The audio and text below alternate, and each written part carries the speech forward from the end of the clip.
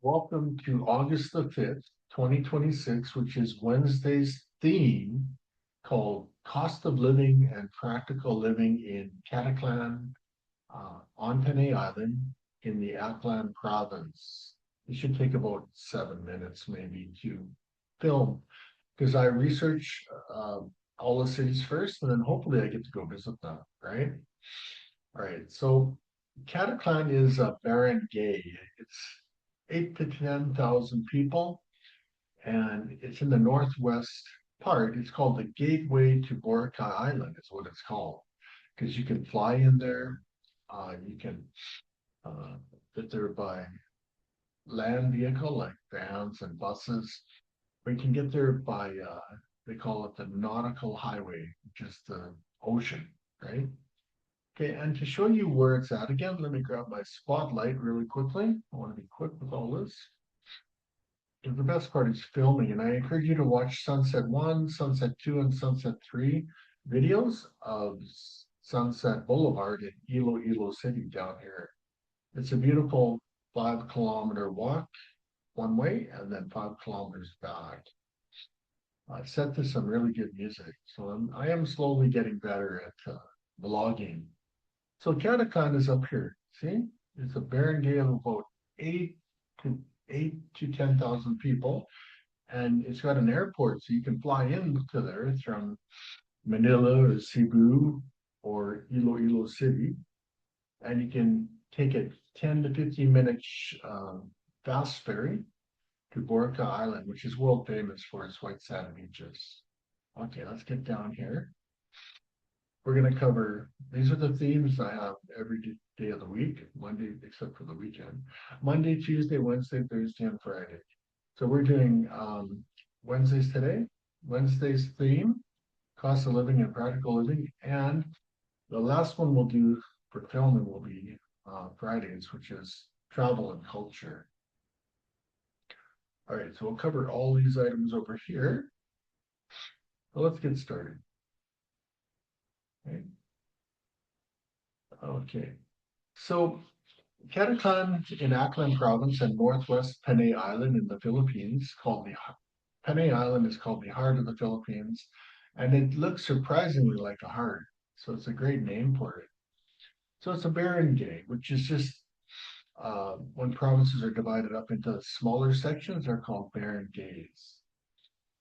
It's part of the municipality of Malay Aklan. We previously covered Malay municipality. Population is about 8 to 10K residents, K meaning 1,000.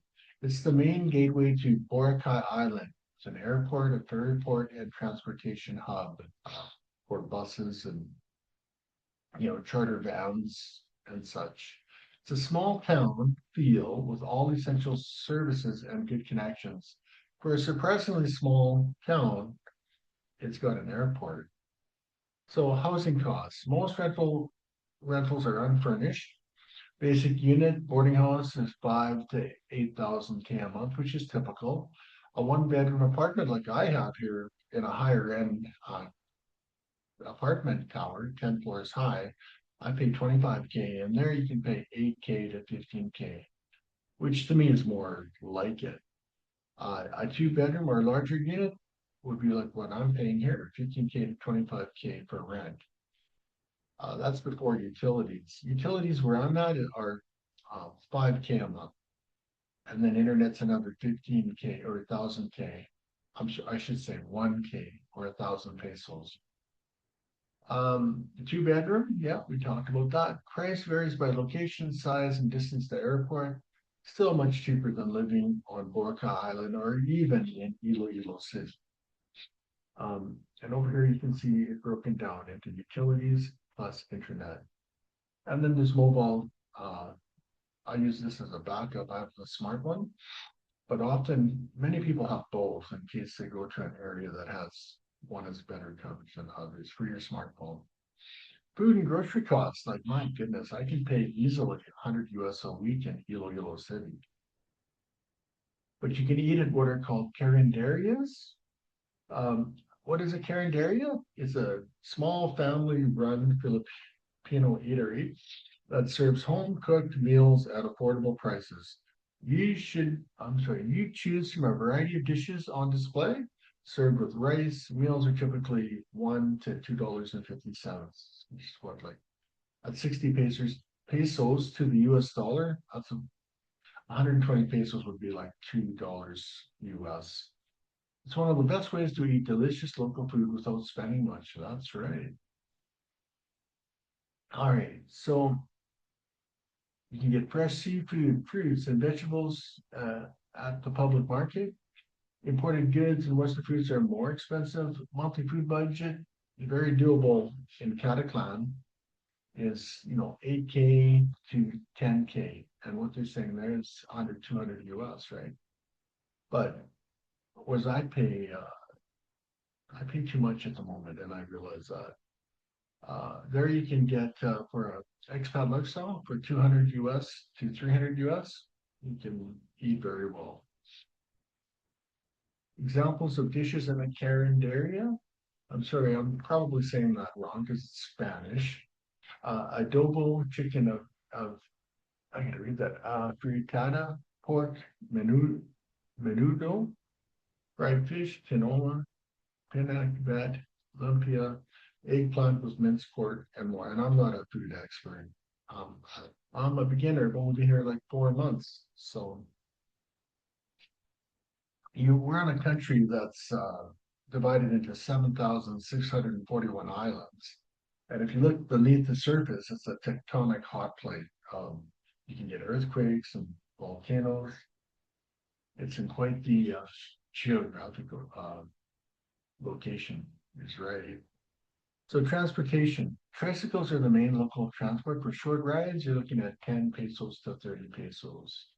So anywhere from 50 cents to 15 cents, right? Uh, Caticlan Airport flights to Manila and Cebu several times a week. I think you can get to Iloilo City a couple times a week. But those other two are bigger cities, and I guess several times daily because of the Boracay Island. It's a key reason. Ferry terminal, 5 to 10 minute ride to Boracay Island, and boats run all day. Very short trip on the fast ferry. To Boracay, yeah, if you want to get to the port, you use a little tricycle, motorbikes. Ferry ride is only about 10 minutes, perfect for day trips or weekend stays without paying high resort prices. So you stay on Caticlan and you go visit the island. It's your cheapest way to do it. Healthcare and essential services, clinics, pharmacies, and dental services available in town. Larger hospitals and specialists are in the bigger city next door, which we covered already, Calibo, which is about 20 minutes away. I didn't realize it was so close. ATMs, banks, laundry shops, hardware stores, and sari stores are nearby. Boracay also offers additional private medical care facilities, short ferry ride, right? And then again, you're going to pay for that unless have good insurance.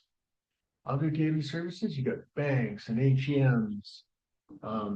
They even have an online bank called Maya, Maya, or Gcash. It's really handy as well. But generally, you need an alien ACR card. You get that after about 2 months in order to hook up to Maya and Gcash. Well, I tried using my passport and it wouldn't work.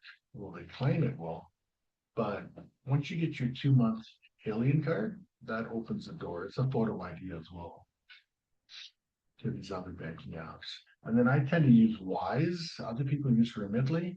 Remitly is more a money pickup thing, but you can do the same thing with Wise. Wise is a currency. It's good at changing currencies, right? And believe it or not, once your US dollars are in Wise, it's a 1% transfer fee, which is really cheap for a transfer fee. Okay, employment and income opportunities. Well, again, most of the jobs in the Philippines are for the Filipinos first, like any country, right? So the main industries are tourism, hotels, restaurants, airport, ferry services, transport, retail, and government, as you'd expect. Remote work is what I do. Like I teach English online privately and on the Lingoways platform. But again, we're not taking a Filipino job by working remotely.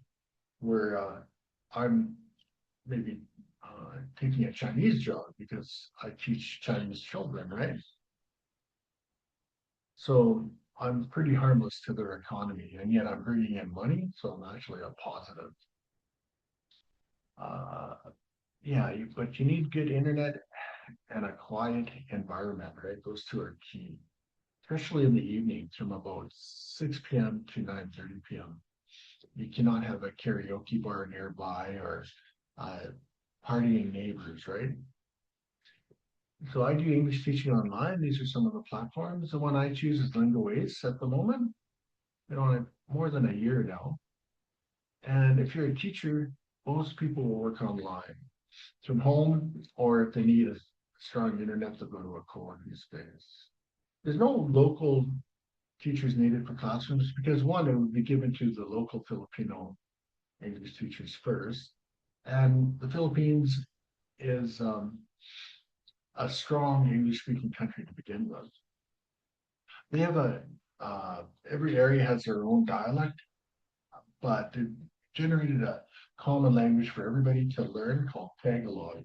That's so they can all communicate together because every island has its own dialect, we call it. Okay, advantages of living in Caticlan. It's a lower cost of living compared to Boracay and Iloilo. I've noticed that immediately. Excellent transportation hub. They've got airport and ferry. Fresh seafood beaches and islands nearby, friendly local community and laid back lifestyle, easy access to domestic flights and nearby cities. I already like it. Although I think I'll go to ROXAS, Rojas. It's bigger and it's a little bit, it's the same idea as this, but further away from the Las Vegas um, style of Boracay Island, right? I and that's taken from the words of another expat who lives in Rojas that I saw him too, right? Challenges to consider when tourists arrive, busy traffic, airport noise in some areas, fewer shopping options compared to larger cities like Calibo or Rojas or Iloilo City, higher prices than inland towns due to tourism demand, humid weather year round. And of course, typhoon season is June to November, which is right now, right? So there's your budget lifestyle costs. If you want to live very much like a local, you can do it for this. 25K pesos is, you're looking at about 400 US. That's really good. I think I'm sitting around at least 1,000 US right now in Iloilo City. Mind you, I can rent cheaper than what I'm doing, even in this city. I can drop my rent probably 4 times. And comfortable for expat, this would be more like it here. And this is what I focus on because paying 25K a month now just for rent, and then probably a total of 60K a month in Iloilo City. You get that, you're looking at about 700 US about there to live comfortably. That fits most people's pensions, right? Um, who is it good for? Retirees on a budget, digital nomads, and remote workers, and frequent travelers to Boracay. Me, I wouldn't be a frequent one there, but that's why I think I would rather live in a city more to the east, like Rojas, and visit that area. Yeah, so people who like big malls and nightlife, mind you, if you go to the island, you'd probably get your nightlife. Families needing international schools. I'm not sure if they got international schools on Boracay Island. I'd be surprised if they didn't. And those needing large hospitals nearby. You'd have to go to Calibo or Rojas or down to Iloilo City, right? And people who dislike smaller towns, right? Right. So Capitan offers a practical, affordable lifestyle with unbeatable access to one of the most famous beaches in the world, Boracay and Western Visayas. Live simply, explore often, and enjoy the best of both worlds. I always remind myself that there's no snow there. And I was raised in snow country in Alberta, Canada. So I really appreciate the warm weather. All right, so let's go down here. Thank you, everybody. These are our weekly themes. On Mondays, we talked about English teaching. Many people are looking at how can I afford to live here or anywhere, and this is one way you can do it. And then Tuesday is walks on local life. We did Wednesdays here in Caticlan, cost of living and practical living, and then lifestyle and well-being are the Thursday theme, and then Friday is travel and culture. So thank you for watching. It's been a pleasure. Support the channel by giving it a thumbs up, maybe making a positive comment, and subscribe and follow. It's greatly appreciated, and thank you. And if you have a degree and a TESOL teaching certificate, sign up. Here, it's a good platform to teach for. All right, I'm going to sign off here. Thank you again, and we'll talk to you on the next video.